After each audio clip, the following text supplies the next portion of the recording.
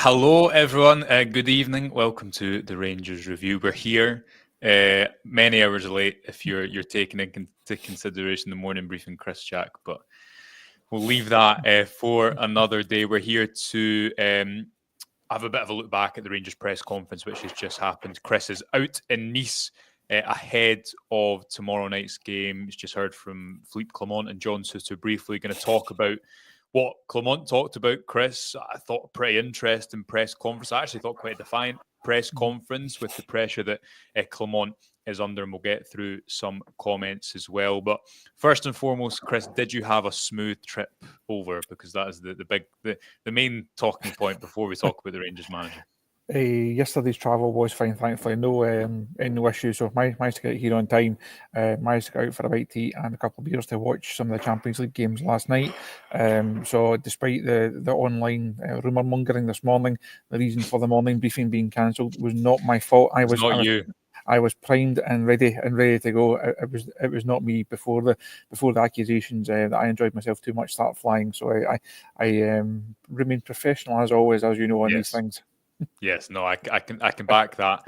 I can back that up. You're definitely the serious one. Right, Chris, let's get into the press conference then, because we obviously weren't on to discuss it this morning. Rangers have been pretty good in Europe. They've been pretty bad in the league. They remain 11 points now. They're now 11 points behind Celtic. And the topic of today's press conference very much the pressure that exists on Philippe Clement, and I thought plenty of interesting details to come out of it. If I'm to summarise before I put it back to you, it confirms that he's had no fresh talks with the Rangers board following the 1-1 draw with Dundee United at the weekend. He challenged some of the narratives about a summer rebuild and effectively said, rather than looking back at the last year, people need to only judge the last few months because of the amount of change in terms of players over the summer window. Confirmed he had met Patrick Stewart, didn't go into too much, but said it was a very good thing for the club to finally have that CEO in place. Didn't want to use that as an excuse necessarily, but then he did, as I say, Chris, challenge the narrative, I think it's fair to say, around what he deems an unfair one about I think it was when he was asked to define positives for the Rangers supporters at the moment, and also defended his style of play, which we'll get into, which was pretty interesting. But just overall, what did you make of it, and what have I missed in what Clement had to say out there in Nice? I think the fact that he's already spoken to Patrick Stewart, I think, is probably the main talking point from it. I think it's interesting because there's been a lot of conversation about Patrick Stewart not starting until December 16th. Of course, one day after the League Cup final next month. We explained a wee bit of that in the piece that I had on the site the other day. I kind of going through why Patrick Stewart has been appointed, what he will bring to the club, why this is such an important appointment for the club. I think Clement almost backed that up in terms of the importance. He spoke tonight about this vacuum at Rangers. We know there's been no chairman, no chief exec. Craig Robertson has left, Zeb Jacobs has left, and all of that change has been going on at the same time as he outlined this huge change within the playing squad. So there has been. I think it's fair to say you can have a bit of sympathy for Clement in terms of the situation he has been left in. He said himself it's not an excuse. You can maybe use it as a mitigating factor. Rangers fans will not give him an excuse just because there's no chairman or no chief exec or no head of academy. That does not give you a cop-out for failing to beat Kilmarnock or losing an Old Firm game and being so far behind Celtic and Aberdeen in the Premiership. So I think he's right to downplay the excuse side of it.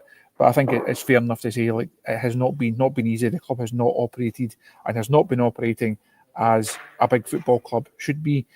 I think, as we discussed earlier on in the week, hopefully the appointment of Patrick Stewart is the first step forward for Rangers in that regard.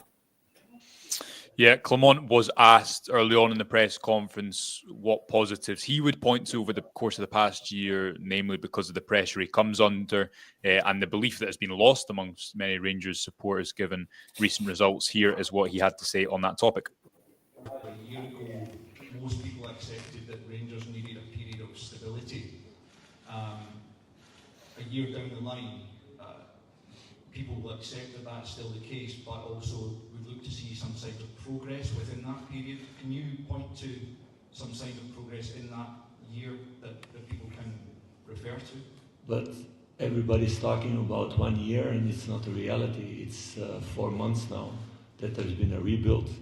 A lot of things changed in the club, so going back to that again, chairman who's not there anymore, CEO not there anymore, director of operations not there anymore, academy director not there anymore, and a lot of other people also in the club. So referring to 1 year, it's not correct. It's about the last 4 or 5 months. A lot of changes has been made, 16 players in the squad, building a new squad, and adapting the players towards what Rangers is about. There were good moments, there were good games, there were good results, there were bad moments, losing points that we didn't want to lose, that we cannot lose. We know the standards that the Rangers are about, but we're working all together really hard to get this consistency more, because it's more about consistency also. Chris, I thought the press conference that Clement gave after Dundee United at the weekend was a little bit more... I don't know if honest is the right word, but he didn't retreat, but he wasn't on the attack. Whereas today I felt like he did want to defend his record and define the narrative. Is that fair? And what did you make of his response and to that topic of what is the positive at this moment in time? I think the saying that you have to look at 4 months rather than 12, 13 months, I don't think that's a position. I don't think that's a stance that's going to get him that's going to be widely shared. I think people will look at his tenure overall. They'll look at a positive start. Ironically, the boys here were speaking about mostly him being back in Monaco. That was something I asked him about in the press conference. And being back in this part of the world, there are comparisons between his time at Rangers and time at Monaco in terms of a really encouraging start, looking as if he was building something, he was on the right track. It then fell away and ultimately lost his job 18 months or so into his time at Monaco. We're now just over a year into his time at Ibrox, and there's these questions, there's this pressure on his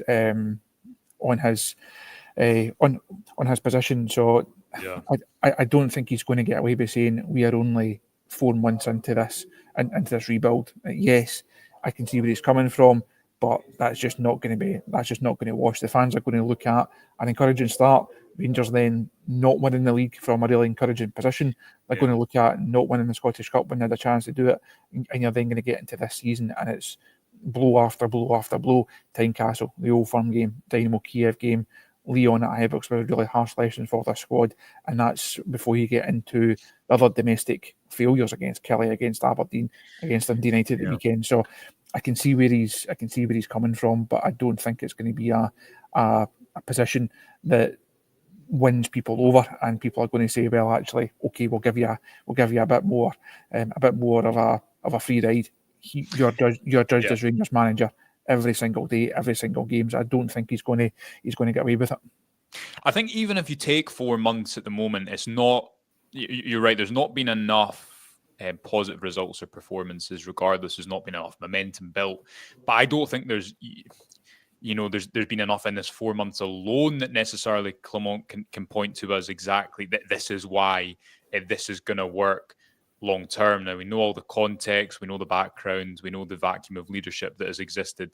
So we won't get into that today, Chris. But I think it's that tension that you're speaking about there, where yes, you can talk about difficult circumstances, and I know Clement spoke about the second half against Dundee United, why that was much better, why that gives them a lot of optimism, why if Rangers had played that way from the start, they'd have scored 4 or 5 goals. But the point is, they're almost in December and they're not doing that. And always in football, there is only an extent of time to which you can say, just hold on a little bit longer because things are going to get better.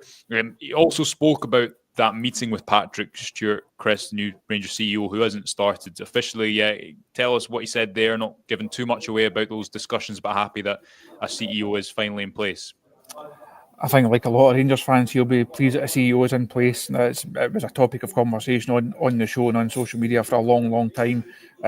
We also had the story the other day there that Patrick Stewart is the man that has been appointed. I think, as we discussed, it's a really positive move for Rangers. Clearly, the manager feels it's a positive thing as well. So I think it's definitely a good sign for Rangers. Interesting that he's had those conversations already. As we touched on earlier on, a lot of discussion about his start date. I think really interesting. Those conversations have been had already. He obviously he could have gone into it more, chose not to. But I'm sure he will have given Patrick Stewart his experiences of everything that he has been through over the last couple of months. And Patrick, he will come in and he'll start, and he will have his eyes fully wide open of what he's walking into. Yeah, Clement was also, I think it was actually John Souttar was asked later in the press conference about this topic of the fact that Rangers are better in Europe than they are domestically. It's not something that's been isolated to this season, Chris, but certainly if you're looking at Rangers' best performances this season, all of them have been in Europe. I think it's fair to say it was Souttar that this question was put towards, but Clement then came back into the discussion and wanted to, I think, challenge what he said, some of the notion about why Rangers maybe are struggling domestically with their style of play. I want to add a little bit to that because I don't agree with the story that the style of playing, what we want to do, suits Europe but doesn't suit domestic football. I think we had also with Yanis Hadji not being available for the squad long time, injury of Tom Lawrence, injury of Oscar Cortes, injury of Rabbi Matondo, we lost a lot of creativity in that way, and we had to find for other solutions. Nedim has been playing a lot on the left side. He can play there, but he can play also in the midfield. And Nedim and Václav had to play all the games, also with the national team. So those are things that are taken in account. So getting all these players back will raise also our freshness in our offensive part, and will raise our creativity also. Chris, we're going to let you go because you're getting chucked out of the stadium. So I'm going to stay on for 5 more minutes while you get up the road. Chris, they're holding up the Nice locals. I'll just recap the other points in the press conference that I was going to. Stephen, I'll just note quickly, says Josh needs to put the heating on. Stephen, I've had my hat on all day and I just decided that my hair was too bad. Too bad for the Rangers review, which is why it stays on. So I wondered how long it would take for the comments to call it out. 12 minutes is probably longer than I thought. Clement was also asked about whether he'd held talks with the Rangers board after that 1-1 draw with Dundee United and whether he was under the impression that if results didn't improve, his position was under threat. He said nothing, no new board discussions or no board discussions. At a meeting with the new CEO, that was a really good talk and that's it. It asked if he was under the impression that if his results don't improve, his position would be under threat. Clement added, no, I'm not busy with that. I'm busy with the team. I'm busy with getting results. I was disappointed, like I said, about the first half against Dundee United, that we didn't show enough quality, what we can do, what the team showed the second half. And it's a game that you need to win. It's a game you win 9 times out of 10 or 99 times out of 100 if you create that number of opportunities and you get one chance against that results in a goal. You need to take the right conclusions out of that, what you did with the team, and we look now towards this game in Europe. Obviously, as mentioned, Rangers have been pretty good in European competition comparatively to domestic. We'll talk about that a little bit more on the morning briefing tomorrow, but the stat we had a few days ago was that if you look at chances created minus chances conceded, Rangers have the 4th best underlying numbers in the whole of the Europa League, and up until that Dundee United game at the weekend, where, listen, they did create a lot of opportunities in that second half, but that margin hasn't been there in a lot of domestic games this season, you'd argue. It was actually higher in European competition comparatively to the Scottish Premiership up until those few days ago. And we talked about that on the show before, why that is, whether it's a space that Rangers have to play into. Clement is, I think it's 6 games unbeaten away from home in Europe as Rangers manager, and obviously that record isn't certainly this season as good away from home domestically. I wouldn't be surprised. We'll have a little bit on the show tomorrow about what to expect from Nice, but I wouldn't be surprised if Rangers can get a result there. I think in many ways it presents the game against St Johnstone a few days later. Although their style maybe plays into things slightly differently, Nice could actually be the game that suits Rangers' style more. Paul saying, Clement said a few weeks ago he didn't want Hadji as his number 10. He should leave the club. Obviously, that's a topic we've covered before. I think it was actually before the game away at Dynamo Kyiv where Clement said that effectively he was happy for Hadji to leave the club. A lot of circumstances changed since then, namely the contract standoff was resolved. Hadji stayed at the club beyond the summer transfer window. What I was going to put to Chris before he got chucked out of the stadium and left me on my own was that topic at the end, Clement talking about his style of play. He references a lot of players that have not been available. Hadji, Cortez, Rabbi Matondo, Yanis Hadji obviously as well, leading to Nedim and Václav Cherny, Nedim Barami and Václav Cherny playing every game on either wing. And I guess the question in response would be, if you don't have the players, should you not change it? Should you not change something? Could we not have, I know Ross McCausland's picked up a couple of knocks. Could we not have seen him playing off one of the sides to allow Bayrami to play in the middle? I think Bayrami at points, and maybe again tomorrow as an example, like Malmo away, he had a lot of freedom to move inside because the game's different. The requirement isn't there for him to stay wide and stretch the pitch, stretch the game, which allows him to move in field. And Malmo away, I think, was one of his best performances. A lot of that had to do with the fact, I think, that Rangers got an early lead. Malmo were quite aggressive. There was a lot of space to play into. So Clement is saying there, we'll have more freshness, we'll have more energy once these players come back. And I think that is true to a degree. He's not had the luxury of substitutions at points this season. Although I think, again, you maybe need to question the fact that why does Danilo not start at the weekend when you look at, yes, he misses that chance, but I think his impact on the overall team performance against a team that's sitting in a low block is much, much better. Rangers' chance creation was far better in the second half as well. Why I spoke about this in the show yesterday, why not maybe try Hamza Igman from the left, because his impact was positive, and play Bayrami in the middle. But I think this is quite consistent with Clement since he came to the club. Even if you look back to last season, there was points where Rangers didn't have wingers in the final stages of the season, and you saw Dujon Sterling and Fabio Silva out there. You consider the game where I think that the league was really lost for Rangers. It's that 3-2 defeat away at Ross County, when they were playing players out of position all over the park. And Clement, as he referenced in another answer, was talking about this topic he's come back to before, that players will become more familiar with the automated runs they need to make, with the overall style. His training is known to be pretty regimented and staying in one consistent style all periods of time, which is why you don't change formation mid-season, you don't change your build-up structure, you don't change how you press.